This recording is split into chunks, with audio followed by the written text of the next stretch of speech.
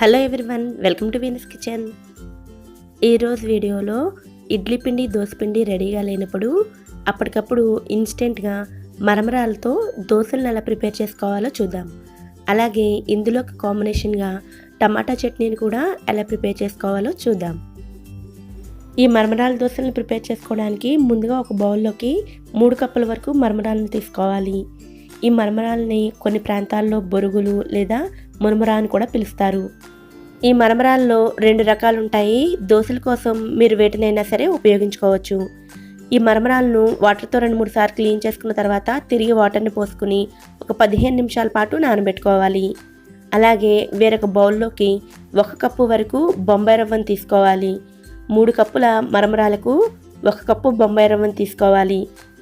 ఈ బొంబాయి రవ్వను కూడా క్లీన్ చేసుకుని తీసుకోవాలి. దానికోసం వాటర్ని పోసుకుని 1 నిమిషం పాటు వదిలేస్తే రవ్వ అంతా అడుగుకు వెళ్ళిపోయి వాటర్ తేలిపోతుంది.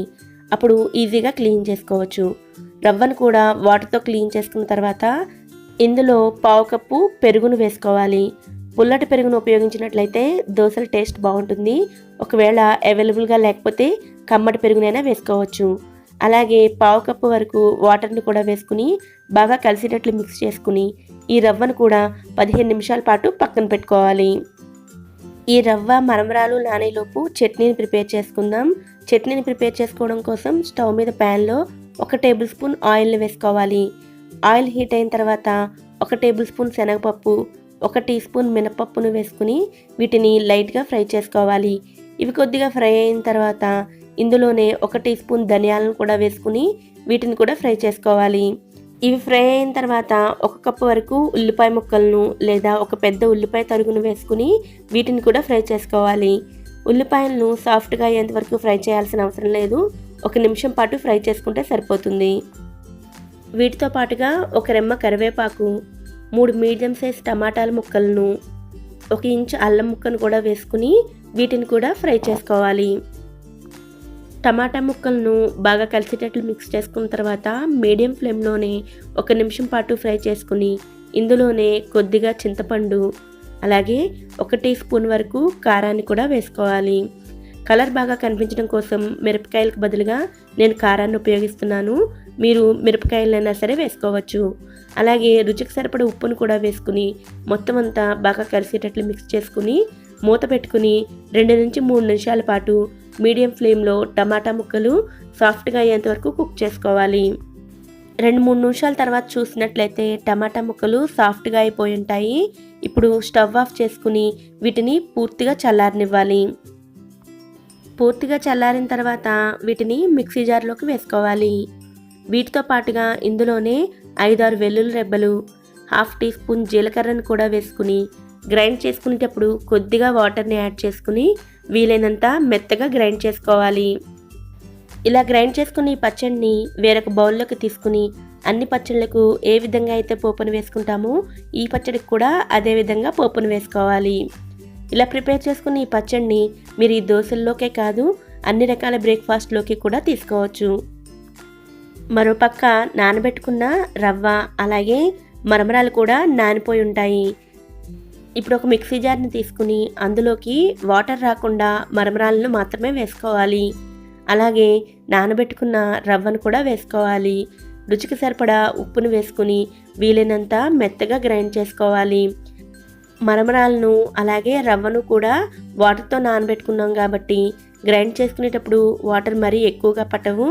అలాగే మరమరాలనేవి ఎక్కడా లేకుండా వీలైనంత మెత్తగా గ్రైండ్ చేసుకుని తీసుకోవాలి. గ్రైండ్ చేసుకున్న బ్యాటర్ని వేరొక బౌల్లోకి తీసుకుని ఇందులో 1/2 టీ స్పూన్ వంట సోడాను వేసుకోవాలి.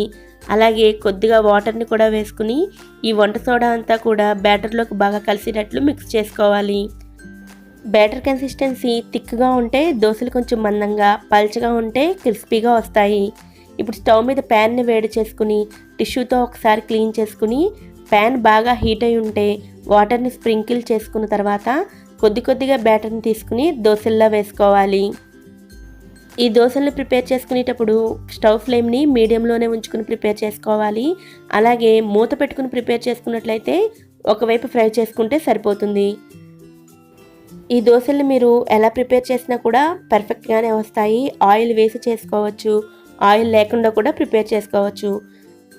అలాగే కొంతమంది దోశలను క్రిస్పీగా తినడానికి ఇష్టపడరు. అటువంటి వారు కన్సిస్టెన్సీని కొంచెం థిక్గా ఉంచుకుని మందంగా కూడా దోశలను వేసుకోవచ్చు. దోశలు క్రిస్పీగా రావాలనుకుంటే మాత్రం 2 వైపులా ఫ్రై చేసుకుని తీసుకోవాలి. ఇదే విధంగా మిగిలిన దోశలను కూడా ప్రిపేర్ చేసుకోవాలి. ఈ మరమరాల దోశలను బొంబాయి రవ్వ కాంబినేషన్తో మాత్రమే కాదు, వరిపిండి, గోధుమ పిండిని ఉపయోగించి కూడా ప్రిపేర్ చేసుకోవచ్చు. కానీ బొంబాయి రవ్వను ఉపయోగించినట్లయితే దోశలు క్రిస్పీగా రావడమే కాకుండా టేస్ట్ కూడా చాలా బాగుంటుంది.